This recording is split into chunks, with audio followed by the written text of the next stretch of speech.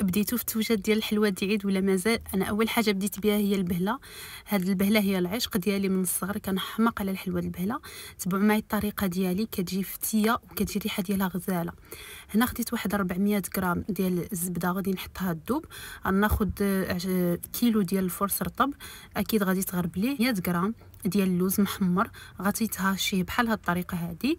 غنزيد واحد نص معلقه ديال الملحه صغيره، وغنزيد 300 غرام ديال الزنجلان حتى هو محمر ولكن ما طحنيش، انا ما كنطحنوش. انا عزيز عليا نلقى في البهله، تلقى اللوز ولقى الزنجلان هكا كيطرطقوا في الفم، كيجيو زوينين.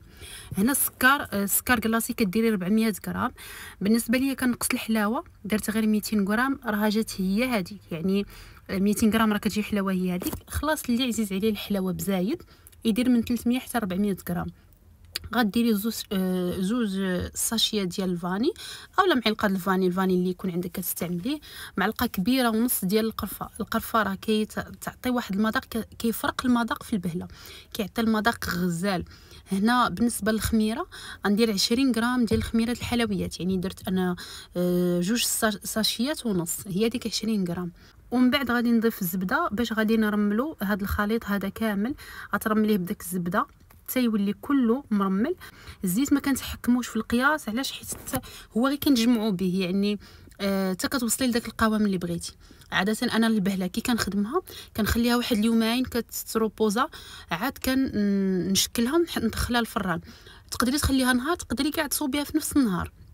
غير نبقى نضيف الزيت وندعك مزيان داك البهله، ومن بعد غادي نديرها في واحد الجنود وغادي نزيدها عاوتاني الزيت وندلكها مزيان.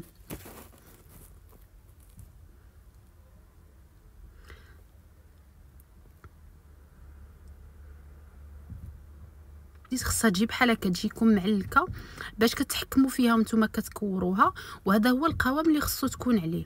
يعني انا كنقولكم بغيتي تخدميها في نص النهار خدميها ماشي مشكل، يعني تصوبيها خدميها في نص النهار، غير هذا هو القوام اللي زعما خصك تحصلي عليه. انا غنشكلهم كويورات غير صغيورين، ما غنديرهمش كبار. غنست في لاطات ديالي كاملين غندخلهم يطيبوا. بالنسبه للطياب، الا كتخدمي بالفران ديال الغاز العافيه دخلي اللاطه في الاول، العافيه تكون فوق منهم بحال اللي غادي تحمريهم عاد بحيث كيتشقوا. الا كانت العافيه من تحت منهم ما غاديش يتفكع لك البهله. هذا وسط راه تحمرت لي شويه حيت كيكون الفران سخن بزاف، فخصك تردي البال خصوصا مع الحراره، تكون الفران راه دغيا كيسخن، يعني ديما ردي البال، ولكن راجعوا مزيانين. صافي كان هذا هو الشكل النهائي ديال البهله.